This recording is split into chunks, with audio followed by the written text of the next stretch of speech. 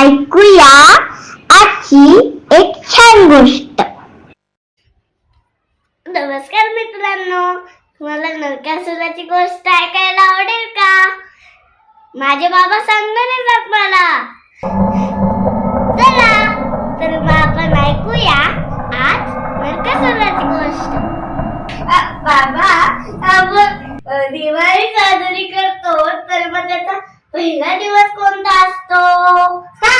नरक चतुर्दशी. मग नरकासुराचा वध कसा झाला असतो ते मला तू सांगतो का बाबा? तुला नरकासुराची गोष्ट ऐकायची आहे? बरं, आज मी तुला नरकासुराची गोष्ट सांगतो. ठीक आहे. नरकासूर हा कोण होता माहितीये का तुला? कोण होता नरकासूर? भूमिदेवी आणि वराहचा मुलगा. करेक्ट. वराह हा भूमिदेवी आणि वराहाचा मुलगा होता आणि त्यामुळे तो खूप प्रचंड शक्तिशाली होता जन्मापासूनच. आणि मग त्यांनी काय केलं? ब्रह्मदेवाची तपश्चर्या केली आणि ब्रह्मदेवाकडनं वरदान मिळवलं आणि मग त्यांनी असं वरदान मिळवलं की त्याचा वध हा कोणाच्या हातून होईल? फक्त त्याच्या आईच्या इच्छेनुसार होईल, असा वर त्यांनी मिळवला. आणि तो आधीपासून स्ट्रॉंगच होता. मग त्यांनी काय केलं? नेहमीप्रमाणे आता जेव्हा पण असे स्ट्रॉंग असतात, तो जरी देवीचा मुलगा होता तरी सुद्धा तो आसुरी प्रवृत्तीचा होता. त्याला लोकांना त्रास द्यायला फार छान वाटायचं. मग तो हळूहळू जसा मोठा झाला, त्यांनी मोठं राज्य स्थापन केलं. त्याचं प्रागज्योतिषपूर म्हणून एक जागा आहे, तिथे त्यांनी त्याचं राज्य स्थापन केलं. आणि मग तिथून तो चालू झाला परत लोकांना त्रास देणे, ऋषी मुनींना त्रास देणे,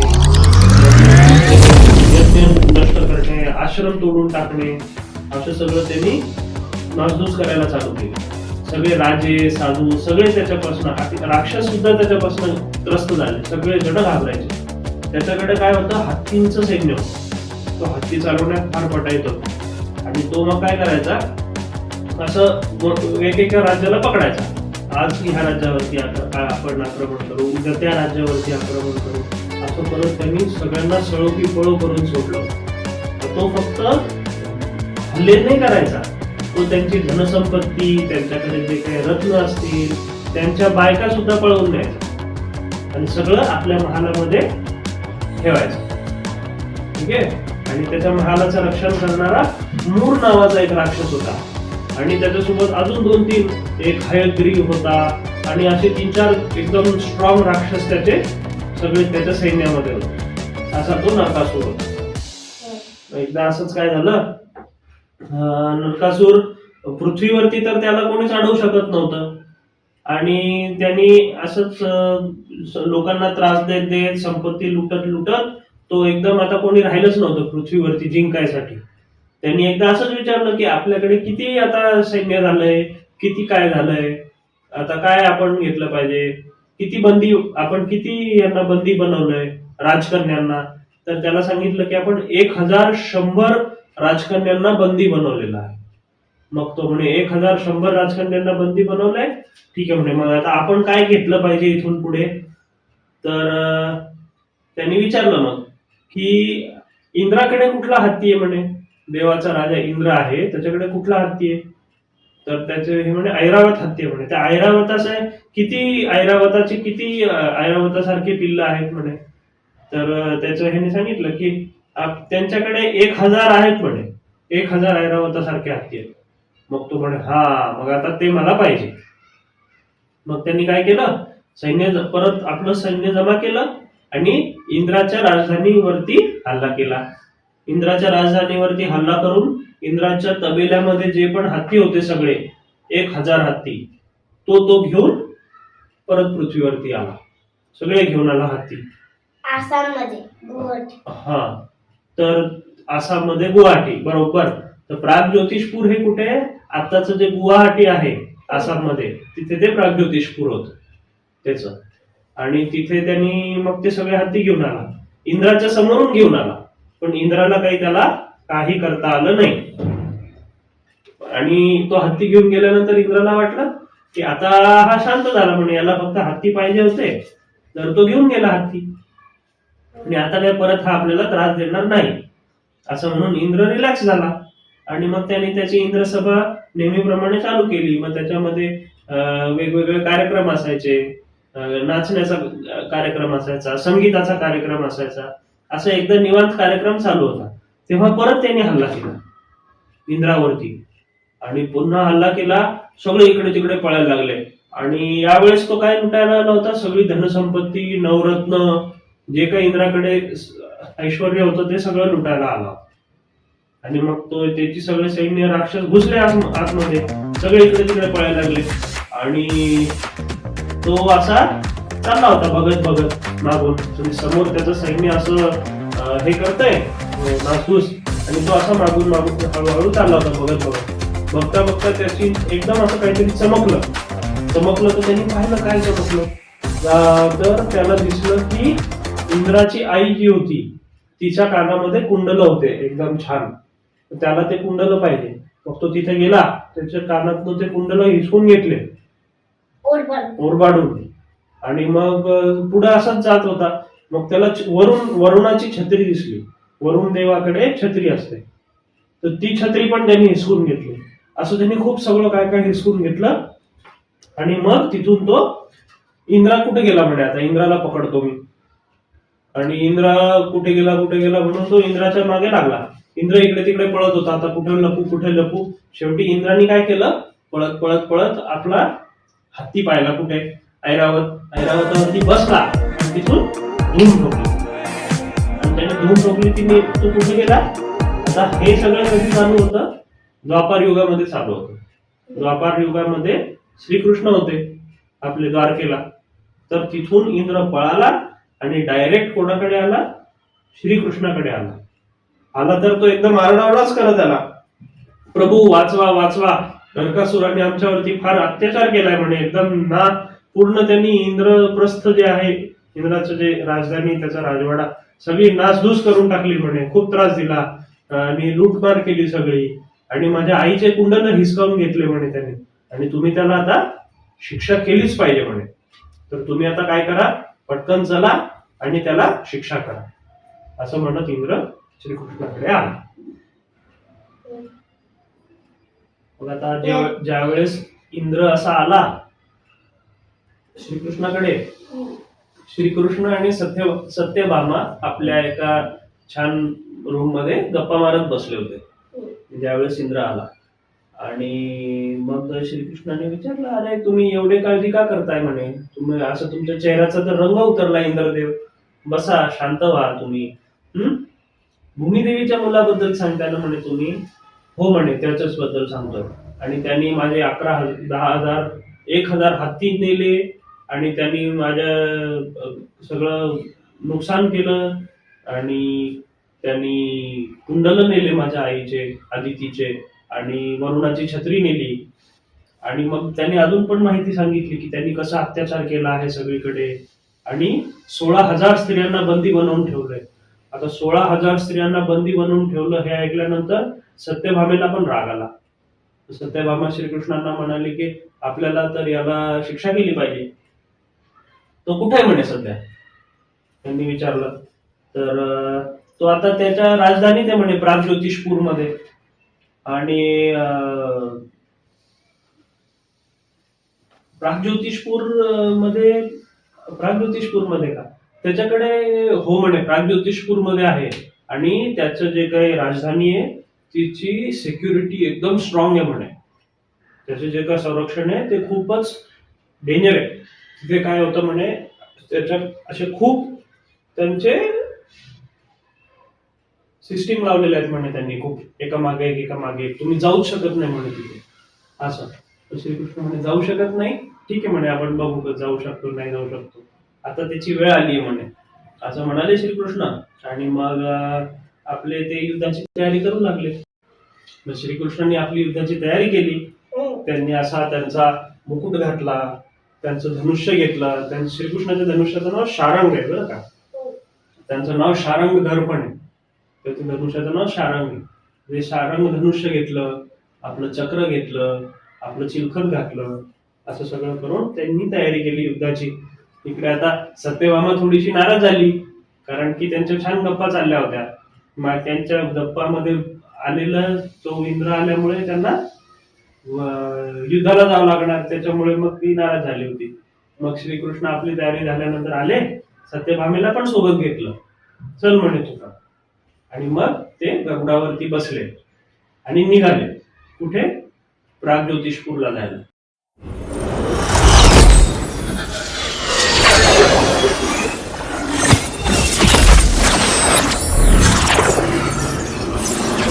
श्रीकृष्ण कुठे होते? द्वारकेमध्ये. द्वारका कुठे? गुजरातमध्ये. प्रागज्योतिषपूर कुठे? प्रागज्योतिषपूर आसाममध्ये, गुवाहाटीमध्ये. आपण मॅप मध्ये पाहिलं. हा, आपण मॅप मध्ये पाहिलं तर ते किती? जवळ 3000 किलोमीटर पेक्षा जास्त अंतर आहे. ठीक आहे. आणि मग ते एवढ्या लांब निघाले गरुडावर बसून आणि फास्ट गेले, एकदम फास्ट गेल्यानंतर जसं प्रागज्योतिषपूर आलं जवळ, तशी त्यांना माहिती होतं की आता इथे काय आहे, यांची डिफेन्स सिस्टीम लावलेली. आणि चालू झालं. पहिले काय झालं, जसं ते गरुड त्या बाउंड्री मध्ये गेला, आकाशातून जरी गेला तरी पण त्यांच्या अंगावर काय झालं, मग असे मोठे मोठे दगड यायला लागले. मोठे दगड यायला लागले. मग ते मोठ्या मोठ्या दगडांना श्रीकृष्णाने आपली गदा घेतली, ठड सगळे दगड फोडून टाकले. आणि मग गरुडाला काही लागलं नाही, इजा झाली नाही, कोणाला काही लागलं नाही. मग ते पुढे निघाले. जसे पुढे गेले ते अजून थोडेसे की मग काय झालं, असे वेगवेगळे शस्त्र यायला लागले. बाण, भाले, तलवार, गदा असं जोर जोरात त्यांच्या अंगावर यायला लागलं. श्रीकृष्णाने आपलं धनुष्यबाण काढला आणि त्यांच्या अंगावर जे जे शस्त्र येत होते त्यांनी बाण मारून उडवलं. आले असं बाण आला, बाण, तलवारीला बाण, परत त्यांचं रक्षण केलं. मग ते पुढे निघाले. पुढे जसे अजून थोडे पुढे गेल्यानंतर काय झालं, प्रचंड पाण्याच्या लाटा आल्या त्यांच्या अंगावर. आता हे वरती होते आकाशात, तरी सुद्धा त्यांच्या अंगावर पाण्याच्या लाटा आल्या, मोठ्या उंच पाण्याच्या लाटा. म्हणजे कसं त्यांना ते पाणी वाहून घेऊन जाईल. त्या पाण्याच्या लाटा सुदर्शन चक्र फेकलं आणि त्या लाटाला फोडून टाकलं. मग पाणी एकत्र होतं ते असं फुटलं. फुटल्यानंतर काय झालं, त्याचं पावसासारखे छोटे छोटे थेंब खाली पडले आणि ते पुढे निघाले. जसे अजून पुढे गेल्यानंतर मात्र काय झालं, मोठा आगीचा डोळा आला. खूप आग, मोठीच्या मोठी आग अशी. आग अंगावर आल्यानंतर परत सुदर्शन चक्र काढलेलंच होतं श्रीकृष्णाने. मग सुदर्शन चक्र जोरात फिरवलं आणि त्यांना जाण्यापुरती ती आग पूर्ण अशी आगीवर तू बघितलंय का, त्याची फुंकर मारली की आग बाजूला होती. मग तशी ती बाजूला करून टाकली आग आणि समोर गेले. समोर गेले तर वारं वाहत होतं.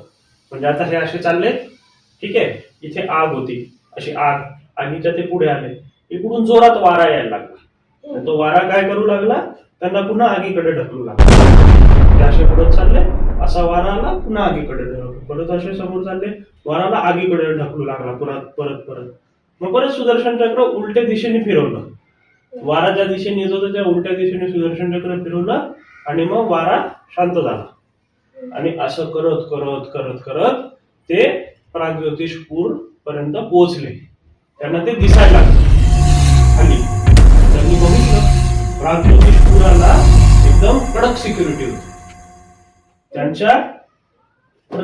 त्यांच्या किल्ल्याच्या प्रत्येक दरवाजावरती एक एक त्यांचा मोठा सेनापती होता. ठीक आहे. आता त्यांच्यामध्ये जो सगळ्यात मेन होता त्याचं नाव होतं मुरा. ठीक आहे. हा मुरा कसा होता, त्याला 5 डोके होते मुराला आणि तो खूप स्ट्रॉंग होता. आणि त्याच्याकडे एक मुरावा पाशा नावाचं शस्त्र होतं. त्याच्यामध्ये काय होते, 6000 पाश होते आणि त्याला टोकं बिकं होते. असे मुरावा पाशा म्हणून त्याच्याकडे सिस्टीम होती. तर त्यांनी काय करायचा, तो कोणाला पण असा पकडून उडून घ्यायचा जवळ आणि मग त्याला तो त्रिशूळ मारू शकायचा. अशी त्याच्याकडे सिस्टीम होती. तर तो होता मुरा. त्याच्यानंतर होता एक हयग्रीव, मग एक होता विरूपाक्ष, मग शुंड आणि निशुंड, आणि मग त्या एक होता पांचजन्य, असे मोठे मोठे राक्षस होते. ठीक आहे. आता हे पोचल्यानंतर तिथे तो मुरा जागा झाला. तो तिथे आराम करत बसला होता दाराशी. तो एकदम जागा झाला आणि त्यांनी आपले पाश फेकायला चालू केले श्रीकृष्णावर. श्रीकृष्णाने ते पाश तोडले. पाश तोडल्यानंतर त्यांनी काय केलं, आपली गदा घेतली आणि गदा फेकली. गदा फेकली तर ती तोडायला श्रीकृष्णाने पुन्हा बाण मारून गदा बंद फोडून टाकली. आता श्रीकृष्ण वरती होते, गरुडावरती बसलेले, ते वरून बाण मारू शकत होते, हा खालून फेकत होता असं. मग काय झालं, गदा पण फोडली, त्याचे पाश पण तोडले आणि मग श्रीकृष्णाने बाण मारून त्याचे तो असा मोठा आकार घेऊन खायला आला आ करून, तर त्याच्या तोंडात पण बाण मारले, त्याला लागलं. मग त्यानंतर श्रीकृष्णाने काय केलं, तो आता परत असा अंगावरती धावून यायला लागला. त्याचे सगळे शस्त्र तुटले फुटले. मग तो असा अंगावरती धावून आला. धावून आल्यानंतर श्रीकृष्णाने सुदर्शन चक्राने त्या मुराला मारलं. मग मुराला मारल्यानंतर त्या मुराचे 7 मुलं होते. इथे बाहेर एवढं युद्ध चालू झालं, आतमध्ये सगळ्यांना कळलं युद्ध चालू झालं म्हणून. सगळेजण तयारीला लागले पटपट. जोपर्यंत मुरा युद्ध करत होता तोपर्यंत बाकीच्यांना वेळ मिळाला आणि त्यांनी सगळ्यांनी आपलं तयारी केली. त्या मुराचे 7 मुलं होते आणि बाकीचे जे पण लोक होते आधीचे सांगितलेले मी, हयग्रीव, विरूपाक्ष, शुंड, निशुंड, हे 14 जण आणि ते मुराचे 7 मुलं, हे सगळेजण किती सैन्य घेऊन गेले त्याच्या अंगावर, श्रीकृष्णांच्या अंगावर 11 औक्षणी सैन्य घेऊन गेले. त्या सैन्यामध्ये एक औक्षणी म्हणजे किती असतं माहितीये का? एक औक्षणी म्हणजे 2,18,700 सैन्य असतं. ठीक आहे.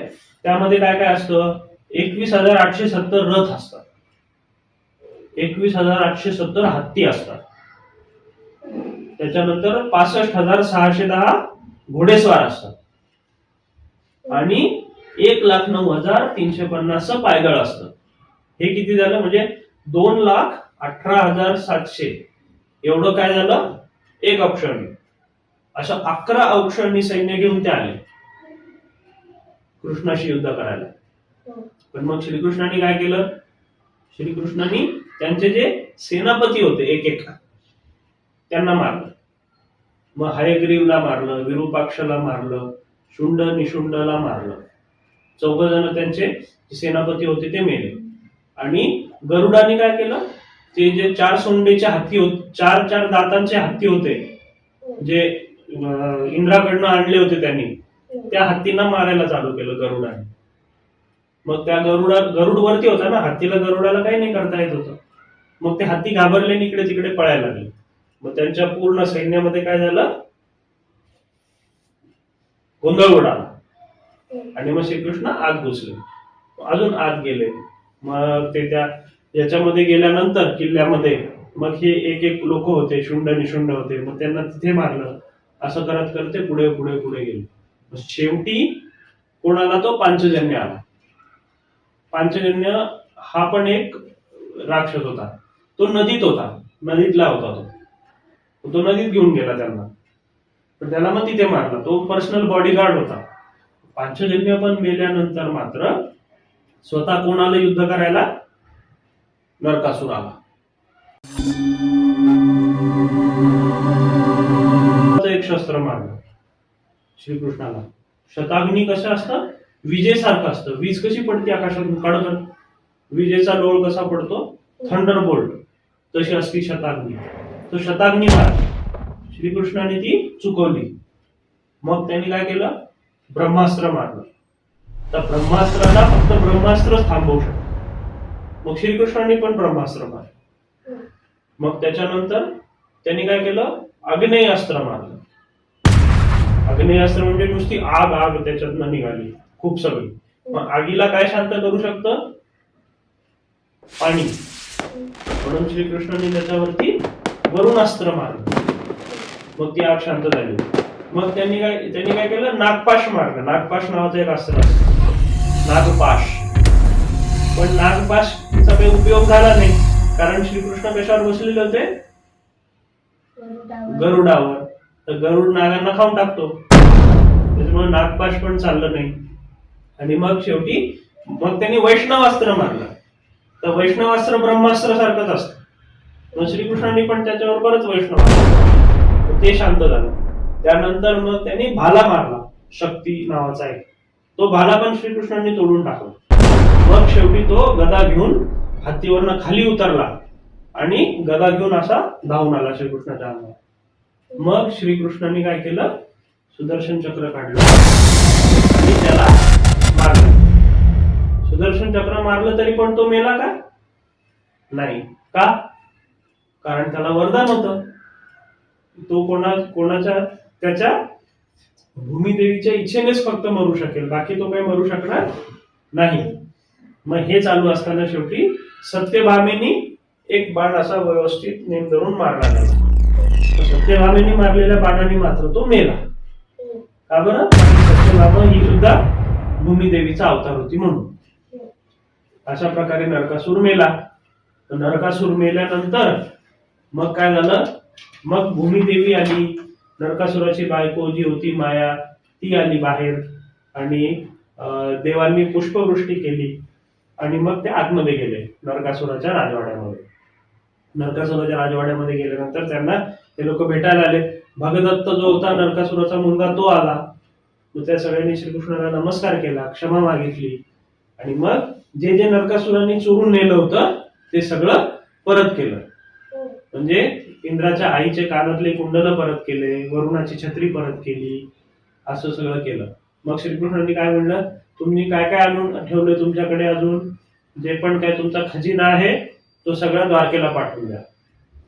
तो सगळा खजिना द्वारकेला पाठवून दिला. अजून काय आहे म्हणे तुमच्याकडे? मग त्यांनी सांगितलं 16,108 स्त्रिया आमच्याकडे बंदी होत्या म्हणे. मग त्यांना मुक्त करून टाका. तर त्यांना मुक्त केलं.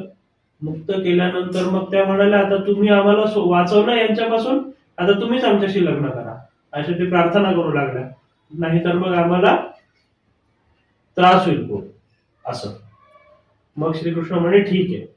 मग त्यांनी त्या राक्षसांना सांगितलं, यांना सगळ्यांना पालखीमध्ये बसवून व्यवस्थित द्वारकेला पोचवा असं सांगून मग श्रीकृष्ण तिथून निघाले गरुडावर बसून.